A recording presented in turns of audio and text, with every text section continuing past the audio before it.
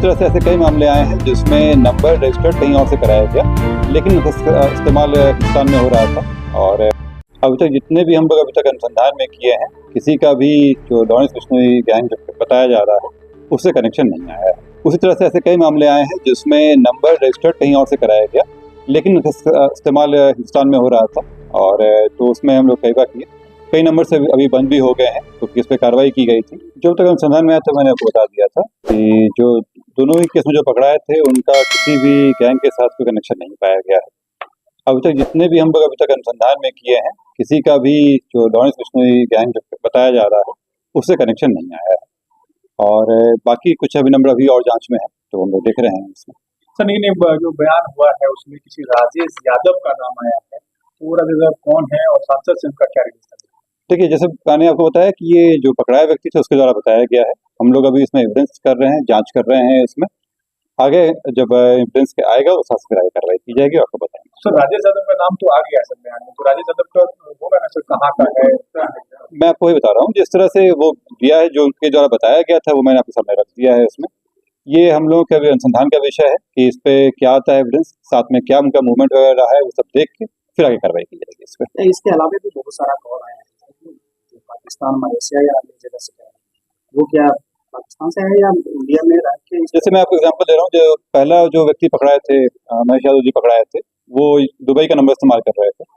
तो ये जो व्हाट्सएप पे नंबर चल रहा है वो जरूरी नहीं है कि उसी का इस्तेमाल किया जा रहा हो। व्हाट्सएप पे का रजिस्टर होने के बाद अलग नंबर का भी वो इंटरनेट पे चलाया जा सकता है। उसी तरह से ऐसे कई मामले आए हैं जिसमें नंबर रजिस्टर्ड कहीं और से कराया गया, लेकिन उसका इस्तेमाल हिंदुस्तान में हो रहा था। और तो उसमें हम लोग कई बार किए, कई नंबर से अभी बंद भी हो गए हैं क्योंकि इस पर कार्रवाई की गई थी। तो ये जरूरी नहीं है कि जो नंबर वहां से आ रहा हो, लेकिन हम लोग उसी को मान के चल रहे हैं, सत्य है और उसका क्या एंगल है उस पर देखते हुए जब तक इसे झुठला नहीं दिया जा सके। जो आरोपी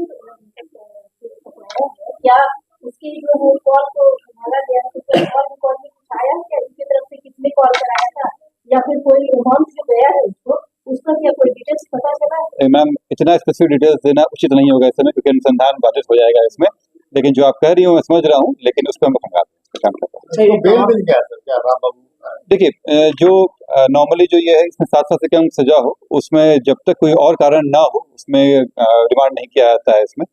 और इस मामले में भी कोई और नहीं बैठ रहा था, इसलिए उनको बेल दिया गया। ये जो बीएसएस का जो नया है उसका हमें बता दिया गया। अच्छा, रात में फिर धमकी की बात आ रही है, जैसे मैंने आपको पहले भी कहा कि हम लोग अभी तक जो अनुसंधान में आया है उसमें ये कहीं नहीं है कि अभी उनका लॉरेंस बिश्नोई ग्रुप से रहा हो, लेकिन भविष्य में क्या हो उसके बारे में हम लोग नहीं कह सकते हैं। हर एक थ्रेट को हम लोग मान के चलते हैं कि नया थ्रेट है, इसमें हो सकता है कि कोई संभावना रही हो जिसमें थ्रेट हो उनको, भले ही पहले के जितने भी आए हों उसमें अभी तक नहीं पुष्टि हुई हो, लेकिन हर एक थ्रेट को हम लोग सीरियसली लेते हैं। लेकिन जो थ्रेट आ रहा है उसमें लोग काम कर रहे हैं। क्या कॉल डिटेल्स वगैरह निकाला जा रहा है? क्या उसमें किया जा रहा है वो मैं आपको नहीं बता सकता हूँ। जो बता रहे थे उसमें कि हम लोग जांच करते हैं, उसमें अगर उसमें लगता है कि इस तरह कुछ है तो फिर हम आगे बढ़ते हैं। सर महेश पांडे नाम के युवक पहला पकड़ाया था, उसको पुलिस रिमांड पे ली थी, क्या उसमें भी किसी सहयोगी या किसी और व्यक्ति का नाम का जिक्र हुआ?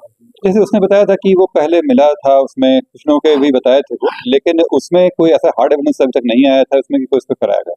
वो उसका पर्पस केवल यही था कि वो चाह रहा था कि इसमें सेटलमेंट कराने के नाम पे वो सांसद महोदय करीबी बन जाए, क्योंकि वो कुछ दिन पहले ही वहां से हटा था, तो वो एक अपने ही वेस्ट इंटरेस्ट लेकर रहा।